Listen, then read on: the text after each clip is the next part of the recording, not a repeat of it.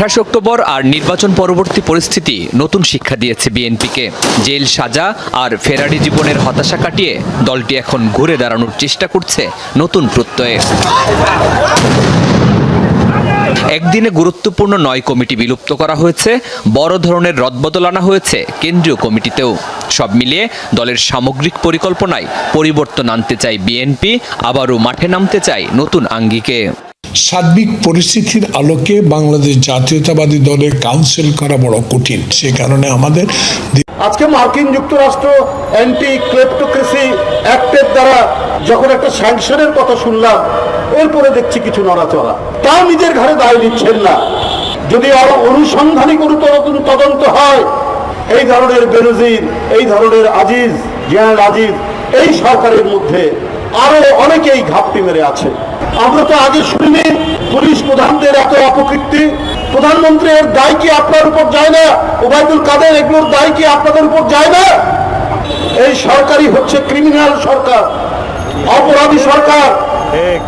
তাই তাদের বিরুদ্ধে কোনো ধরনের ব্যবস্থা তারা নিতে পারেন না। ওবায়দুল কাদের সাহেব বলেন দায়িত্ব হচ্ছে দুদকে। আপনার অর্থমন্ত্রী বলেন যে সেনাবাহিনীর প্রধান আজিজ সাহেব, সে সেনাবাহিনীর আইন অনুযায়ী তারা বিচার করবে, তার দায়িত্ব সেনাবাহিনীর। আইজ আসেন আমরা আরো একজন ভারত বন্ধুকে পরিচয় করে দিই। আমার ক্ষুদ্র ভ্রাতারা তারা চিনেন, আর সম্ভবত গোপনে দীর্ঘশ্বাস ফেলেন ওনারা দেখা। দীর্ঘশ্বাসের ব্যাপারে পরে আসতেছি, আগে দেখি। আসসালামু আলাইকুম ওয়া রাহমাতুল্লাহি ওয়া বারাকাতুহু। দর্শক মণ্ডলী, আপনাদের মাঝে আবারও নতুন একটি ভিডিও নিয়ে হাজির হলাম। আপনাদের খুবই গুরুত্বপূর্ণ ভিডিও দেখাতে চলেছি। আপনারা ভিডিওটি না টেনে সম্পূর্ণ ভিডিওটি ধৈর্য সহকারে দেখবেন। দর্শক, বর্তমানে দেখাবো আপনাদের বিএনপির বর্তমানে কি কর্মসূচি চলছে। বিএনপি বর্তমানে আবারও রাজপথে নেমে গিয়েছেন, তারা কিন্তু কোনোভাবে থেমে নাই। বিএনপির অনেক নেতা কর্মীরা নির্বাচনের আগে তাদেরকে আটক করা হয়েছিল, তারা কারাবন্দী হয়েছিলেন, একে একে তারা জেল থেকে বের হয়েছেন এবং তাদের বিএনপির যারা বড় বড় নেতাকর্মীরা তারা আবারও আন্দোলনের ডাক দিয়েছেন। সরকারের পতনের জন্য তারা বিভিন্নভাবে তারা চেষ্টা চালিয়ে যাচ্ছেন। দর্শক মণ্ডলী, বর্তমানে বিএনপির রাজপথ কেমন, বিএনপি কেমন রাজপথ কাঁপাচ্ছেন এবং প্রধানমন্ত্রীকে কেমন হুঁশিয়ার বার্তা দিচ্ছেন, আমরা সেই ভিডিওটুকু ধৈর্য সহকারে দেখে আসবো। তাহলে চলেন আমরা বেশি কথা বলবো না, আমরা মূল ভিডিও চলে যাই। দর্শক মণ্ডলী, এই ভিডিও জুড়ে অনেক গুরুত্বপূর্ণ আলোচনা রয়েছে, অনেক রাজনৈতিক টপিকস রয়েছে। আপনারা ভিডিওটি ধৈর্য সহকারে দেখবেন। তাহলে চলেন আমরা সম্পূর্ণ ভিডিওটি ধৈর্য সহকারে দেখে আসি। তার আগে আপনাদের অনুরোধ করতে চাই, আপনারা যারা এখনো পর্যন্ত আমাদের চ্যানেলটি সাবস্ক্রাইব করেননি, তারা অবশ্যই আমাদের চ্যানেলটি সাবস্ক্রাইব করে দিবেন এবং পাশে থাকা বেল আইকনটি অন করে দিবেন, যেন আমাদের ভিডিওটি সর্বপ্রথম আপনাদের কাছে পৌঁছে যায়। এবং ভিডিওটি লাইক করবেন, কমেন্টস করবেন এবং বেশি বেশি করে শেয়ার করবেন। তাহলে চলেন ভিডিওটি দেখে আসা যাক। মার্কিন যুক্তরাষ্ট্র অ্যান্টি ক্লেপ্টোক্রেসি অ্যাক্টের দ্বারা যখন একটা স্যাংশনের কথা শুনলাম, এরপরে দেখছি কিছু নড়াচড়া। তাও নিজের ঘাড়ে দায় নিচ্ছেন না। যদি আরো অনুসন্ধানী কোনো তদন্ত হয়, এই ধরনের বেনজির, এই ধরনের আজিজ, জেনারেল আজিজ এই সরকারের মধ্যে আরো অনেকেই ঘাপটি মেরে আছে। আমরা তো আগে শুনিনি পুলিশ প্রধানদের এত অপকীর্তি। প্রধানমন্ত্রীর দায় কি আপনার উপর যায় না?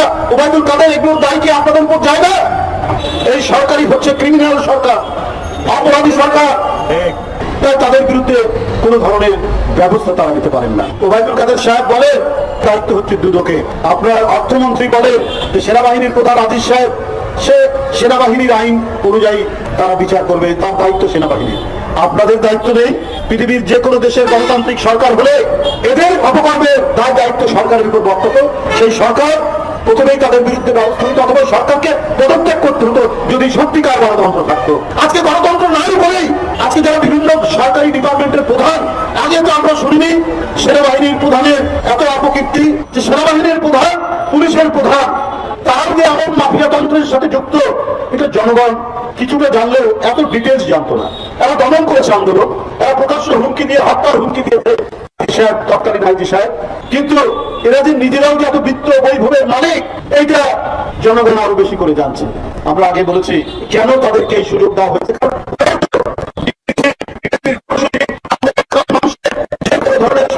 নির্মমভাবে সেগুলোকে দমন করেছে।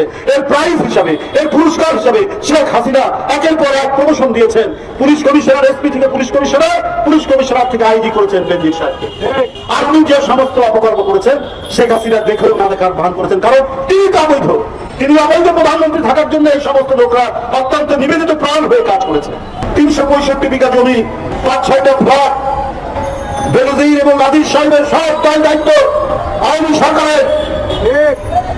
একদিন জনগণের আদালতে, একদিন জনগণ বিচারক হয়ে এই সরকারের সমস্ত অপকীর্তির বিচার করবে। আজকে জনদৃষ্টিকে অন্যদিকে করতে চান।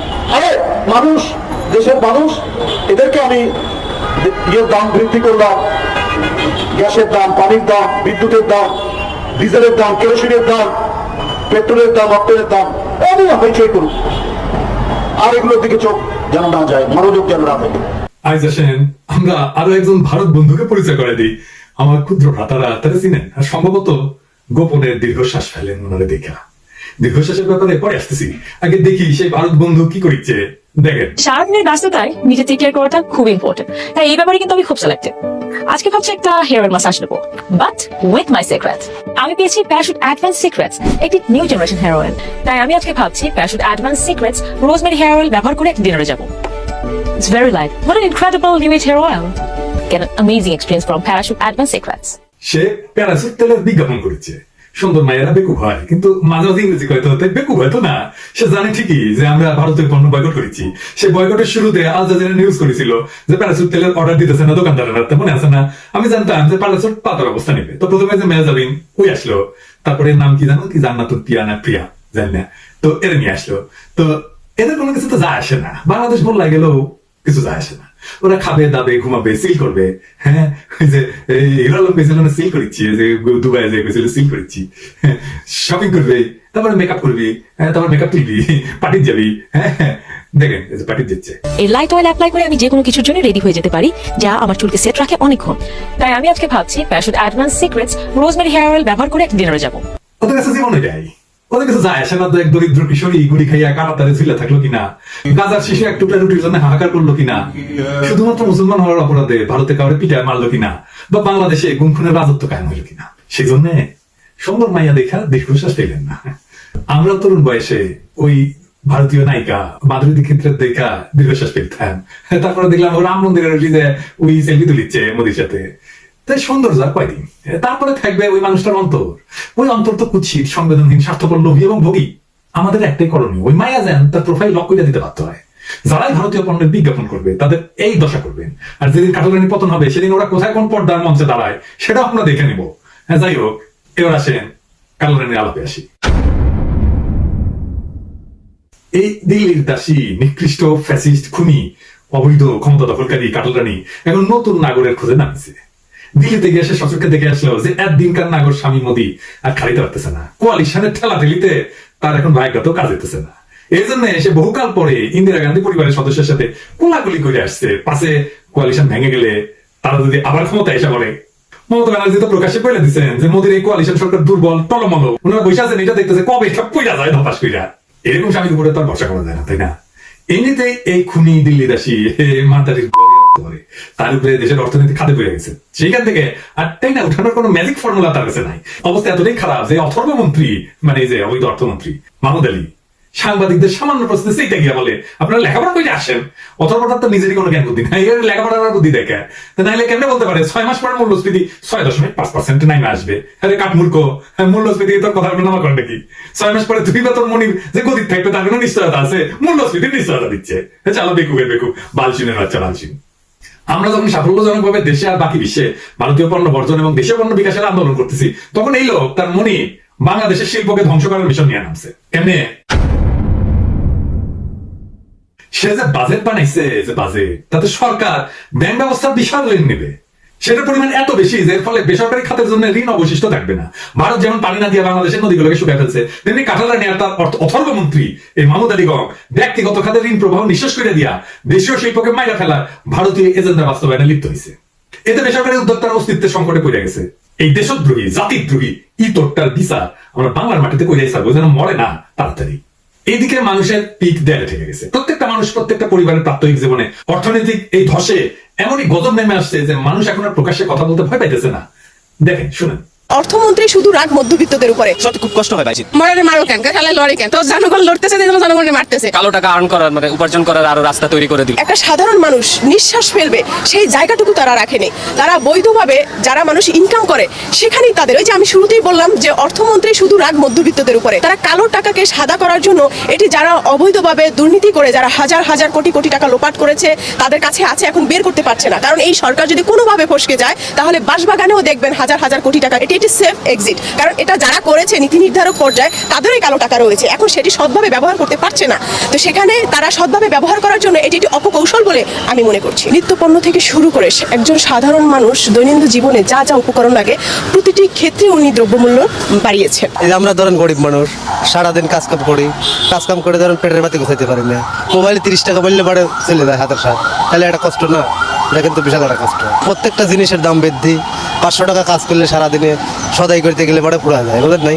যেটা বেশি হওয়া উচিত ছিল সেটা কম হয়ে যাচ্ছে, আর যেটা কম হওয়া উচিত ছিল সেটা বেশি হচ্ছে। এটা অবশ্যই অনৈতিক কাজ। আমি কষ্ট করে পরিশ্রম করে হালাল পথে যে টাকা উপার্জন করতেছি তার উপরে করটা বেশি দিতে হচ্ছে, আর যে অবৈধ পথে টাকা উপার্জন করতেছে তার করটা কম দিতে হচ্ছে। এটা স্বাভাবিক, আমার কাছে না, শুধু সবার কাছে খারাপ লাগতেছে। আমরা মধ্যবিত্ত যারা আছি, আমরা সংসার চালাইতে পারি না, কারণ আমাদের সংসারের ব্যয়ভার বহন করার জন্য অনেক কষ্ট হইতেছে। উচ্চবিত্তদের জন্য কতটুকু সহনীয় পর্যায়ে জানি না, তবে নিম্নবিত্ত মধ্যবিত্তদের জন্য একবারে মরার উপরে খারাপ গা। বুঝতে পারতেছেন, মানুষের রাস্তায় নামার দিন আর বেশি দূরে না, নামার মতো অবস্থা তৈরি হয়ে গেছে। এই জন্য আমি কয়েকদিন আগে বলছিলাম চূড়ান্ত আন্দোলনে ঝাঁপায় পড়ার সময় কিন্তু এসে গেছে। একটা বড় অঙ্কের বৈদেশিক মুদ্রা দ্রুত না পাইলে যে কি ভয়ঙ্কর পরিণতি হবে সেটা নিকৃষ্ট ফ্যাসিস্ট খুনি হাসিনা খুব ভালো করে বুঝে। সেই জন্য এসে সম্প্রতি বলছে যে আমার দেশের উন্নয়নে যারা সহযোগিতা করবে আমি তাদের নিয়ে চলবো। সেভাবেই আমরা আগায় যাচ্ছি। কে কার সঙ্গে যুদ্ধে লিপ্ত সেটা দেখার দরকার নাই, তো আগায় যাবে। তো এই খুনি হাসিনা টেলেসপেন্সারদের কাছে আগায় যাওয়া, উন্নয়ন কথাটার মানে কি? ওদের কাছে উন্নয়ন মানে হইতেছে ব্যাপক চুরি ডাকাতি করার সুযোগ। তাকে এখন যে টাকা পয়সা দিয়ে চুরি করার সুযোগ দিবে সে তার কাছে চলে যাবে। সে তো বলেই দিছে যে সে সেদিকে আগাইতেছে, কিন্তু সেই দিকটা কোন দিক সেটা যে আমেরিকা বা পশ্চিমা দেশগুলি না, সেটা সে ভালো করে জানে। যখন সে বলে কার সঙ্গে যুদ্ধ লিপ্ত তার বিবেচনার বিষয় না, তখন সে আমেরিকার দিকে আঙুল তুলে। সুতরাং তার কাছে আমেরিকা তথা পশ্চিম বিশ্ব আউট। আর তার স্বাদের ভারত, স্বামী ভারত, সে তো টাকা পয়সা দিতে পারবে না, কারণ সে নিজে একটা বড় অর্থনৈতিক সমস্যা পড়তে যাচ্ছে। আর ভারতের যদি সামর্থ্য থাকতো তবে সে কাঁঠাল রানীকে তার প্রয়োজনে সাহায্য দিত না, কারণ ভারতের নীতি হলো নিব কিন্তু দিব না। তাহলে বাকি থাকলো কে? হ্যাঁ, বাকি থাকলো চীনা ভাইরা। চীনের টাকা দেওয়ার বিপুল সামর্থ্য আছে, ইচ্ছা আছে, মাশাআল্লাহ। তো আগামী মাসে বেজিং রওনা হইতেছে এই আশায়, যদি সেখানে নতুন এক নাগরিককে পাওয়া যায় যার দীর্ঘকাল খাড়ায় থাকার শক্তি আছে। তো বান্ধবী ললিতার গতরের ব্যথা কোন কোন জায়গায় সেটা খুব ভালো করে বুঝেছি। হ্যাঁ, পৃথিবীর ওল্ডেস্ট লিভিং সিভিলাইজেশন, অর্থাৎ পৃথিবীর সবচেয়ে প্রাচীন জীবন্ত সভ্যতা, যার বয়স প্রায় 4000 বছর।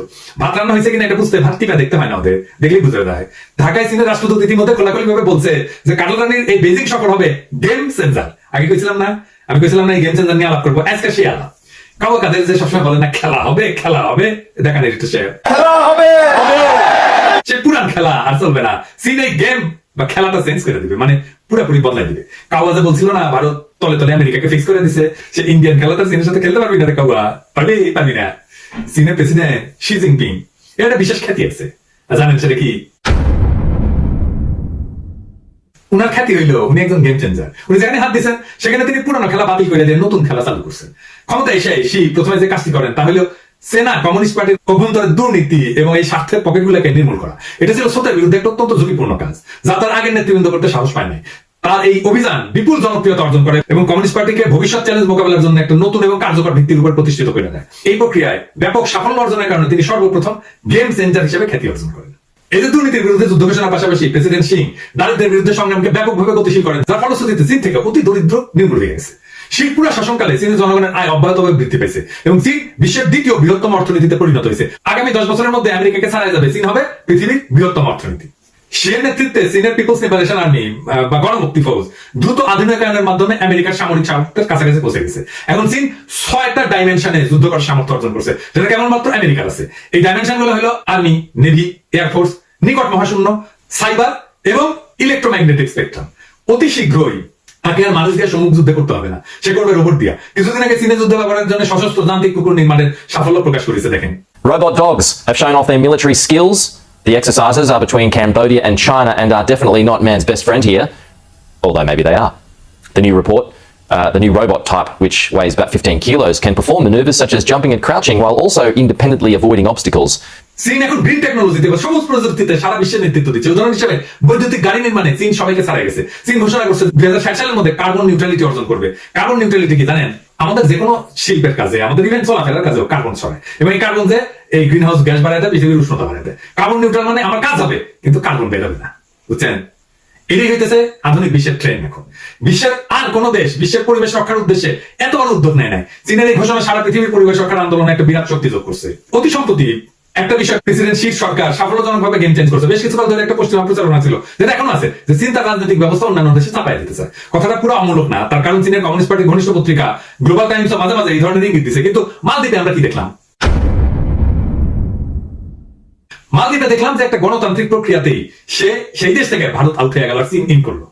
মালদ্বীপের গণতান্ত্রিক পদ্ধতি পরিবর্তনের কোন প্রচেষ্টা অন্তত এখন পর্যন্ত চীন করে নাই, বরং মালদ্বীপের গণতন্ত্র চীনের সপক্ষে গেছে। এর মাধ্যমে চীন যেসব দেশের জনগণের গণতান্ত্রিক আকাঙ্ক্ষা আছে তাদেরকে কিছুটা হলে আশ্বস্ত করতে পারছে যে তারা অন্যান্য দেশের গণতান্ত্রিক চেতনার পরিপন্থী না। এইসব উদাহরণ থেকে বুঝতে পারতেছেন যে গেম চেঞ্জার প্রেসিডেন্ট শি যে সমস্ত জায়গায় হাত দিচ্ছেন, সে সকল জায়গায় পুরো খেলা বদলাই দিয়া নতুন খেলা চালু করছেন এবং প্রত্যেকটা কাজে ব্যাপক সাফল্য অর্জন করছেন। ঢাকায় চীনা রাষ্ট্রদূত যখন বললেন যে কাঁঠালরানী আসন্ন বেইজিং সফল হবে গেম চেঞ্জার, তখন আমাদের বুঝে নিতে হবে চীনের উদ্দেশ্য হইতেছে এতকাল বাংলাদেশকে নিয়ে দেশের ভিতরে বাইরে যে খেলা এতকাল চলে আসছে সেটা আর চালু থাকবে না। তারা এখন চালু করবেন নতুন খেলা। মোটা দাগে যা হবে এই অঞ্চলে চীনের বৃহত্তর ভূ রাজনৈতিক খেলার একটা অংশ। খেলাটা কিরকম হতে পারে সেটা নিয়ে একটু পরে আলাপ করতেছি। তার আগে আমরা একটা মোটামুটি ধারণা করে নিই যে আমাদের এই অঞ্চলে চীনের প্রধান ভূ রাজনৈতিক স্বার্থ কি। আপনারা নিশ্চয়ই জানেন যে বঙ্গোপসাগর তথা ভারত মহাসাগরে চীনের সরাসরি কোনো প্রবেশাধিকার নেই। তাকে মায়ানমারের বিভিন্ন রাজ্যের মধ্যে দিয়ে ট্রানজিটের মাধ্যমে বঙ্গোপসাগরে ঢুকতে হয়। এই উদ্দেশ্যে চীন বেল্ট এন্ড রোড ইনিশিয়েটিভের অধীনে মায়ানমারের ভিতর দিয়া বিশাল ট্রানজিট প্রকল্প বাস্তবায়ন করতেছে কয়েক বছর ধরে। চীনের মূল ভূখণ্ড থেকে এই প্রকল্প শুরু হইয়া বাংলাদেশের পাশ দিয়া আরেক রাজ্যের উপকূলে যে শেষ হয়েছে। ভারত মহাসাগর দিয়া চীনের আমদানি রপ্তানি বাণিজ্যের বিশাল অংশ পরিচালিত হয়। এই মহাসাগরে প্রবেশ এবং চীনের পণ্য চলাচলের পুরোটাই নিশ্চিত করা চীনের অর্থনৈতিক এবং রাজনৈতিক ভবিষ্যতের জন্য অত্যন্ত গুরুত্বপূর্ণ। বিশ্বের চীনের প্রধান প্রতিদ্বন্দ্বী আমেরিকা চীনের এই দুর্বলতা বুঝে, যার কারণে এই অঞ্চলে চীনকে বাগে রাখার জন্য America Indo Pacific strategy, quad, AUKUS ইত্যাদির মাধ্যমে চীনকে কন্টেন্ট করা মানে ঘিরে ধরা উদ্যোগ জারি রাখছে। সিঙ্গাপুরে সম্প্রতি অনুষ্ঠিত সাংগ্রিলা ডায়ালগে আমেরিকার প্রতিরক্ষা মন্ত্রী লয়েড অস্টিন প্রকাশ্যই বলছেন আমেরিকা ইন্দো প্যাসিফিকের প্রতি গভীরভাবে অঙ্গীকারবদ্ধ। এই অঞ্চলে আমরা পুরোপুরি আছি, এখান থেকে আমেরিকা সরে যাবে না। এর উত্তরে চীনা প্রতিরক্ষা মন্ত্রী ডং জাওয়ান পরিষ্কারভাবে জানিয়ে দিয়েছেন যে আমাদের অঞ্চলে কোন দেশ বা কোন শক্তিকে যুদ্ধ বাধাইতে বা গোলযোগ লাগাইতে দিব না। বোঝা যাইতেছে যে চীন এবং আমেরিকার মধ্যে এক ধরনের শীতল যুদ্ধের সূচনা হয়েছে। এর আগে আমেরিকা এবং সোভিয়েত ইউনিয়নের মধ্যে শীতল যুদ্ধের সময় আমরা দেখতে পাইছি এই দুই শক্তিকে বিশ্বের বিভিন্ন দেশকে তাদের নিজেদের পক্ষে টাইনে আনার ক্রমাগত চেষ্টা করছে। একইভাবে বর্তমানে চীন এবং আমেরিকা আমাদের অঞ্চলের দেশগুলিকে নিজেদের পক্ষে রাখার জন্য বিভিন্নভাবে চেষ্টা করতেছে। স্বভাবতই চীন চায় যে বঙ্গোপসাগর তথা ভারত মহাসাগরে প্রবেশ করার জন্য সে যে প্রকল্প বাস্তবায়ন করতেছে সেটা যেন সকল অবস্থাতেই সুরক্ষিত থাকে। এর জন্য তার প্রয়োজন এই প্রকল্পের সন্নিহিত অঞ্চলে মানে আশেপাশের অঞ্চলে বিভিন্ন দেশকে নিজেদের পক্ষে নিয়ে আসা, যাতে করে কেউ এই প্রকল্পের প্রতি কোনো হুমকি সৃষ্টি করতে না পারে এবং চীন ভারত মহাসাগরের নিরাপদ অপ্রতিহত প্রবেশ নিশ্চিত করতে পারে। যেহেতু এই প্রকল্পটা বাংলাদেশ মায়ানমারের সীমান্তের পাশ দিয়ে গেছে, সে কারণে বাংলাদেশকে নিজের পক্ষে রাখা চীনের প্রয়োজন। কয়েকদিন আগে একটা এপিসোডে আমি দেখাইছিলাম যে এই একই সীমান্তে কাঁঠালরানীর অবৈধ সরকার ভারতের কাছ থেকে ঋণ নিয়ে ভারতের প্রতিরক্ষা কৌশলের অংশ হিসেবে ভারতীয় বাহিনীর ব্যবহারের জন্য একটা রাস্তা তৈরি করা হইতেছে। চীনের বিআরআই প্রকল্পের ঠিক পাশে ভারত যদি একটা শক্ত অবস্থান তৈরি করে ফেলতে পারে তাহলে প্রকল্পটা একটা হুমকির মধ্যে পড়ে যাবে। তাছাড়া এই সড়কে ভারতের নিয়ন্ত্রণ থাকলে কোন এক সময় ভারতের কোয়াড মিত্র আমেরিকাও সেখানে প্রত্যক্ষ বা পরোক্ষ ভূমিকা রাখতে পারে, সেটা ব্যবহার করতে পারে, কারণ আমেরিকা এটা ব্যবহার করতে পারে, সে সম্ভাবনা আছে। সুতরাং চীনের একটা বড় কনসার্ন হইতেছে যে বাংলাদেশ মায়ানমার বর্ডার অঞ্চলে তার প্রতি যে কোনো সম্ভাব্য ঝুঁকি পুরোপুরি খতম করে দেওয়া। এটা করতে হলে ভারত আর আমেরিকা অক্ষ থেকে বাংলাদেশকে ছুটে নিয়ে আসা অত্যন্ত জরুরি। চায়নার গেম চেঞ্জ বা নতুন খেলার এটা একটা কেন্দ্রীয় দিক বলে আমি মনে করি। আমি আগে বিভিন্ন এপিসোডে বলছিলাম যে খুনি হাসিনাকে ক্রমাগত সমর্থন হয়ে গেছে তিনটা দেশ, ভারত, চীন এবং রাশিয়া। ভারত যে বাংলাদেশের জনগণের উপরে হাসিনাকে চাপাই রাখছে এই কথাটা তার কারো কাছে অজানা না। তারপরেও চীন তাকে সমর্থন দিয়েছে সম্ভবত এই কারণে যে কাঁঠালরানী বাংলাদেশকে চীনের বিআরআই ইনিশিয়েটিভে যুক্ত করছে, চীনের ঋণের টাকায় বেশ বড় কিছু প্রকল্প বাস্তবায়িত করছে এবং চীনের সাথে বরাবরের সামরিক সহযোগিতা বজায় রাখছে, যার ফলে চীন বাংলাদেশে একটা বিরাট অবস্থান ধরে রাখতে পারছে। এছাড়া কাঁঠালরানী ওদের দিল্লিটা সেটা জানার পরেও চীন তাকে হাতে রাখার চেষ্টা করছে যাতে সে পুরোপুরি কোয়াডে ঢুকে না পড়ে এবং চীনকে আউট করে না দেয়। এই মুহূর্তে বাংলাদেশের ক্ষেত্রে চীন চারটা কারণে অত্যন্ত সুবিধাজনক অবস্থায় আছে। প্রথমত, গত 7 জানুয়ারির নির্বাচনের প্রবেশের আগে ভারত বাংলাদেশে আমেরিকার প্রভাব যথেষ্ট পরিমাণে খর্ব করে দিতে সমর্থ হয়েছে। দ্বিতীয়ত, ভারতের সাম্প্রতিক নির্বাচনের পর যে কোয়ালিশন সরকার গঠন করেছে সেটা হলো একটা ঠেলাঠেলির ঘর। পূর্বেকার কোয়ালিশন গভর্নমেন্ট গুলোর মতো এবার নদী সার্বক্ষণিক দুশ্চিন্তায় থাকে। এই বুঝি জোট শরিকেরা তাদের ছাইরা যায় আর সে গদি হারায়। ফলে তার পক্ষে আর আগের মতো শক্তভাবে পররাষ্ট্র কর্মকাণ্ড চালিয়ে দেওয়া সম্ভব হবে না। এই প্রক্রিয়ায় বাংলাদেশের উপরে তার বজ্র মুষ্টি কিছুটা হলেও শিথিল হয়ে পড়বে। তৃতীয়ত, বাংলাদেশের অর্থনৈতিক অবস্থা অনেকটা বিস্ফোরণ পূর্ব আগ্নেয়গিরির মতো। অর্থনীতি বাঁচাইতে হইলে চীনের দ্বারস্থ হওয়া ছাড়া কাটালানির আর কোনো পথ খোলা নেই।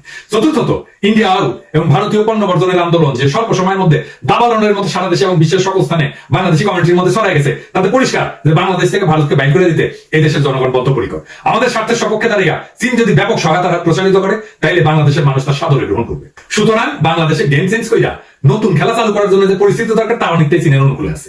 ওই যে শরীর ভৌমিক কইছিল না, চীনও তো হাসিনার সমর্থন দিচ্ছে, তা আমরা কেন চীনের পণ্য বয়কট করি না? চীনও তো শেখ হাসিনাকে ভারত যতটা সমর্থন দিয়েছে তার থেকে কম না বরং বেশি সমর্থন দিয়েছে, কিন্তু চীনের পণ্য বয়কটের কথা তো কেউ বলছে না। এইসব লোক, এই যে ব্লগার গুলো, কেউ প্যারিস থেকে কেউ লন্ডন থেকে চিৎকার করছে 3 বেলা, তারা চীনের পণ্য বয়কটের কথা তো কিছু বলছে না। জানেন তো এটার উত্তর? এর উত্তর হচ্ছে বাংলাদেশে যেই ক্ষমতায় আসুক এটা চীনের কোনো সমস্যা না। বিএনপি আসুক, জামাত আসুক, এমনকি আওয়ামী লীগ থাকুক, কোনো সমস্যা না, যে আসুক তার সাথে এসে সম্পর্ক করবে। কিন্তু বাংলাদেশে বিএনপি জামাত যেন না আসে, এটা একান্তই ভারতের সমস্যা। বাংলাদেশের বর্তমান সংকটের সেটাই তো মূলে, আর এই জন্যই তো বাংলাদেশের নির্বাচন ব্যবস্থাকে ধ্বংস করে দেওয়া হয়েছে। তো আমরা কার পিছিয়ে লাগবো? চীনের পিছিয়ে লাগবো? এই অবস্থা তৈরি তো দায়িত্ব একমাত্র ভারতের, আর কারণ না। তো আমরা ভারতের পিছনে লাগবো। যাই হোক, খুনি হাসিনার কাছ থেকে আর্থিক সহায়তার বিনিময়ে চীন কি কি চাইতে পারে? গেম চেঞ্জ করতে হইলে তাকে, মানে চীনকে, বঙ্গোপসাগরে তথা ভারত মহাসাগরে তার প্রবেশাধিকার, তার প্রতি যে কোনো ধরনের হুমকিকে খতম করে দিতে হবে।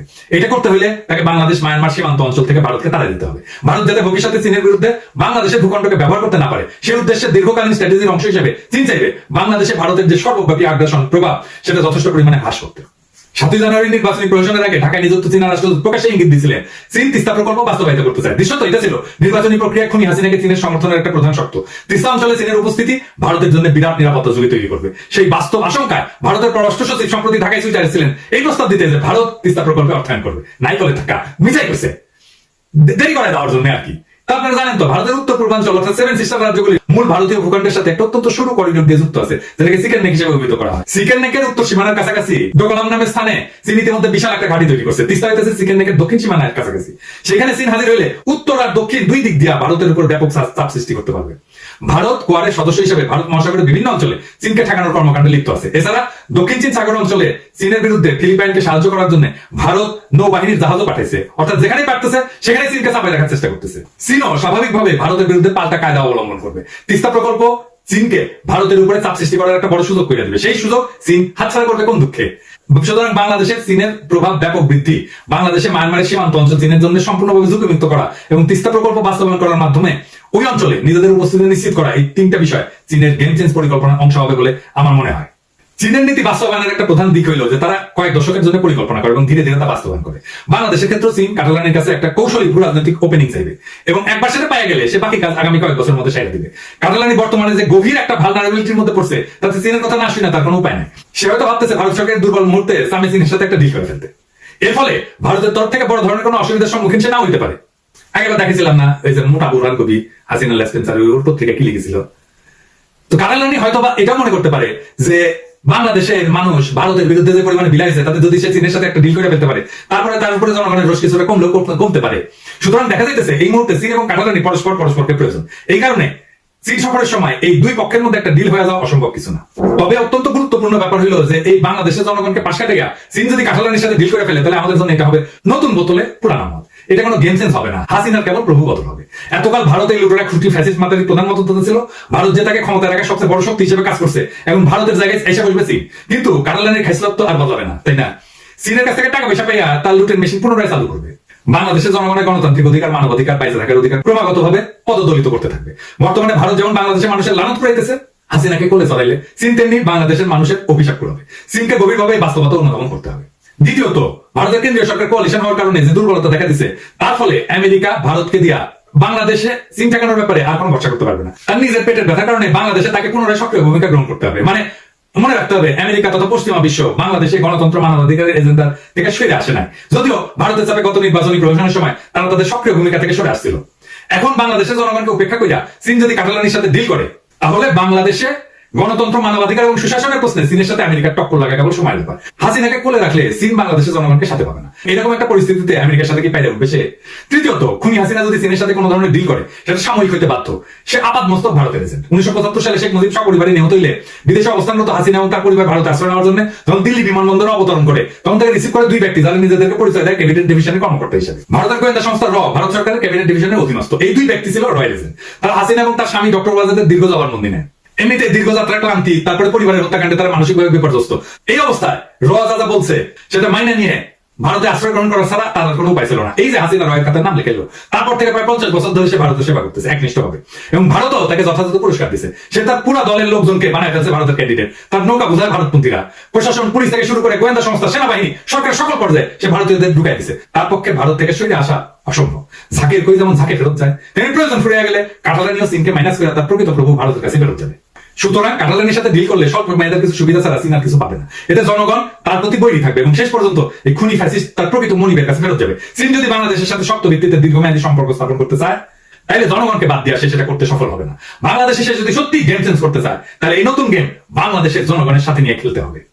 স্বল্পকালীন ট্যাকটিক্যাল কারণে চীন যদি হাসিনাকে ব্যবহার করতে চায়, সেটা আলাদা কথা। কিন্তু বাংলাদেশে চীনের স্ট্র্যাটেজির সাফল্য নির্ভর করবে এই প্রক্রিয়ার কেন্দ্রবিন্দুতে বাংলাদেশের জনগণের ঘনিষ্ঠ সম্পৃক্ততা এবং আমাদের স্বাধীনতা, সার্বভৌমত্ব, আঞ্চলিক অখণ্ডতা, জাতীয় মর্যাদা এবং গণতান্ত্রিক চেতনা বাস্তবায়নের উপরে। মালদ্বীপে ইতিমধ্যে চীন গণতান্ত্রিক প্রক্রিয়ার মাধ্যমে যেভাবে গেম চেঞ্জ করছে, তা আমাদের ক্ষেত্রে একটা মডেল হতে পারে। তবে চীন যা করবে সেটা তার স্বার্থের নিরিখেই করবে। এই কথাটা যেন আমরা সবসময় মনে রাখি। সব দেশ, সব জাতি এভাবেই তাদের স্বার্থে আগায় নিয়ে যায়। আমি আগেও বলছি, অন্য দেশের স্বার্থ রক্ষা করা আমাদের কাজ না। আমাদের কাজ হলো সর্বশক্তি দিয়ে আমাদের জাতীয় স্বার্থ সমুন্নত রাখা এবং আগায় নিয়ে যাওয়া। আমরা চীন বুঝি না, আমেরিকা বুঝি না, আমরা বুঝি বাংলাদেশের জনগণের স্বার্থ।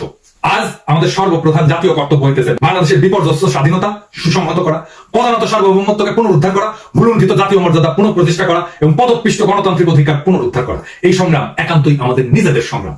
আমরা খাইয়া হোক না খাইয়া হোক, এমনকি ঘাস খাইয়া হইলেও আমাদের রক্তের শেষ বিন্দু দেয়া এই সংগ্রামকে জয়যুক্ত করবো ইনশাল্লাহ।